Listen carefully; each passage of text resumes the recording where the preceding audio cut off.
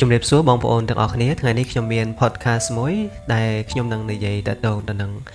របៀបនៃការផ្លាស់ប្ដូរគំនិតនិងផ្លាស់ប្ដូរជីវិតរបស់យើងយើងធ្លាប់ឆ្ងល់ទេថាពេលខ្លះយើងជួបវិបត្តិដូចគ្នារវាងមនុស្សពីរនាក់ជួបវិបត្តិដូចគ្នារឿងរ៉ាវដូចគ្នាប៉ុន្តែជោគវាសនានឹងជីវិតរបស់មនុស្សពីរនាក់គឺហាក់បីដូចជាខុសគ្នាទាំងស្រុងតែម្ដងចម្លើយយ៉ាងខ្លីគឺភាគច្រើនគឺមកពីគំនិតរបស់មនុស្សពីរនាក់ហ្នឹងតែម្ដងហើយអាចថាមកពីឧបនិស្ស័យរួមផ្សំគ្នាដូច្នេះជីវិតរបស់យើងដែលកំពុងតែរស់នៅបច្ចុប្បន្ននេះគឺជាផលធៀបនៃគំនិតដែលយើងបានរៀនសូត្រកាលពីម្សិលមិញប្រសិនបើយើងចង់ផ្លាស់ប្ដូរជោគវាសនារបស់យើងនិងផ្លាស់ប្ដូរលទ្ធផលនៅក្នុងជីវិតរបស់យើងពេលខ្លះនឹងចង់ផ្លាស់ប្ដូរសេចក្តីសុខរបស់យើងផងដែរអានឹងតើតើទៅនឹងផ្លូវចិត្តរបស់យើងអ្វីដែលយើងផ្លាស់ប្ដូរមុនគេមិនមែនជាការផ្លាស់ប្ដូរទៅនឹងមនុស្សដែលរស់នៅជុំវិញខ្លួនយើងទេឬក៏ជាការផ្លាស់ប្ដូរទៅនឹងបរិស្ថានខាងក្រៅនានានោះឡើយប៉ុន្តែអ្វីដែលយើងផ្លាស់ប្ដូរនោះគឺជាការផ្លាស់ប្ដូរផ្នត់គំនិតរបស់យើងនេះទៅវិញតាព្រោះថាកាលណាបើយើងផ្លាស់ប្ដូរផ្នត់គំនិតនោះមានន័យថាយើងកំពុងតែផ្លាស់ប្ដូរជីវិតរបស់យើងខ្ញុំសូមលើកទ្រឹស្ដីទៅនឹងព្រះពុទ្ធសាសនាព្រះអង្គសម្ដែងនៅក្នុងធម្មបទ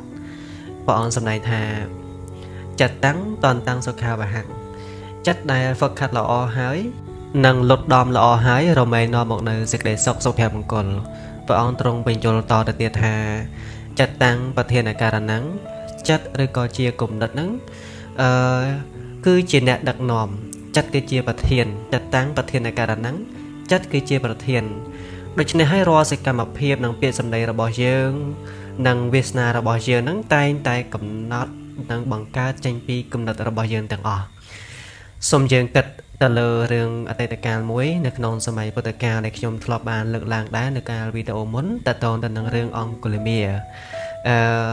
កាលពីដើមឡើយលោកគឺជាចៅព្រៃដ៏សាហាវមួយហើយលោកបានផ្ដាច់ជីវិតរបស់មនុស្សជាច្រើនអ្នកមែនទែនដោយសារតែការយល់ខុសគំនិតរបស់គាត់ហ្នឹងគឺ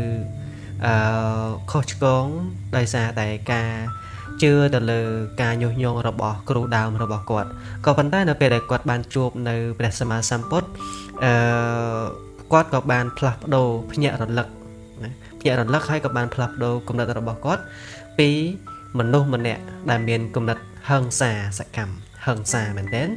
មកជាមនុស្សម្នាក់ដែលមានគំនិតមេត្តាករុណាទៅវិញដូច្នេះជីវិតរបស់លោកគឺបានផ្លាស់ប្ដូរភ្លាម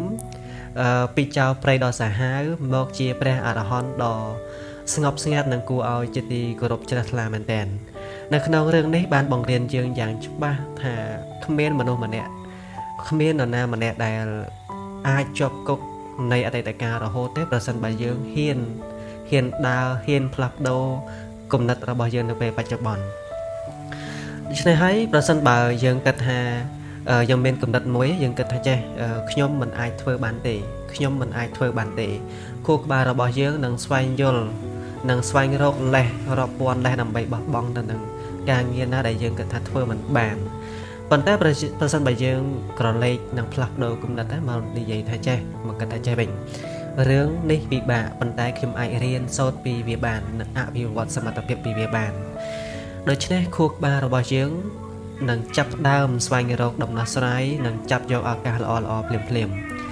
គំនិតដែលមានសកម្មភាពឬក៏បង្កើតនៅភាពវិជ្ជមានហើយសកម្មភាពវិជ្ជមានដែលជាប់លាប់នឹងបង្កើតឲ្យមាននៅវាសនារបស់យើងនៅក្នុងជីវិតនឹងដល់ត្រចះត្រចង់នៅក្នុងពេលអនាគតផងដែរដូច្នេះសូមយើងទាំងអស់គ្នាជីវិតមិនមែនកើតឡើងដោយចៃដន្យនោះទេយើងមិនអាចផ្លាស់ប្ដូរទិសដៅនៃខ្យល់បានប៉ុន្តែយើងអាចផ្លាស់ប្ដូរនឹងកែតម្រូវទូកក្តោងរបស់យើងបានហើយទូកក្តោងនៃជីវិតរបស់យើងគឺស្ថិតនៅលើផ្នត់គំនិតរបស់យើងដែលយើងបានកំណត់នោះឯងដូច្នេះហើយចាប់ពីពេលនេះតទៅនៅពេលដែលយើងជួបឧបសគ្គសូមកុំសួរខ្លួនឯងថាហេតុអ្វីបានជាពិភពលោកនេះអយុត្តិធម៌សម្រាប់ខ្ញុំម្លេះប៉ុន្តែយើងចូលគិតថាតើលបងប្រាជ្ញានៃការប្រឡងមួយនេះកំពុងបង្រៀនអ្វីដល់ខ្ញុំដើម្បីឲ្យខ្ញុំរៀងរឹងមាំជាងមុនហើយសូមយើងទាំងអស់គ្នានឹងចងចាំថាចេះបើសិនជាយើងចង់ផ្លាស់ប្ដូរជីវិតរបស់យើងត្រូវផ្លាស់ប្ដូរទម្លាប់ជាមុនសិន ហើយបើសិនជាយើងចង់ផ្លាស់ប្ដូរទម្លាប់ត្រូវផ្លាស់ប្ដូរសកម្មភាពរបស់យើងហើយបើសិនជាយើងចង់ផ្លាស់ប្ដូរសកម្មភាពត្រូវផ្លាស់ប្ដូរត្រូវចាប់ផ្ដើមនៃការផ្លាស់ប្ដូរគំនិតរបស់យើងជាមុនសិនដូច្នេះខ្ញុំមានត្រឹមប៉ុណ្ណេះសង្ឃឹមថា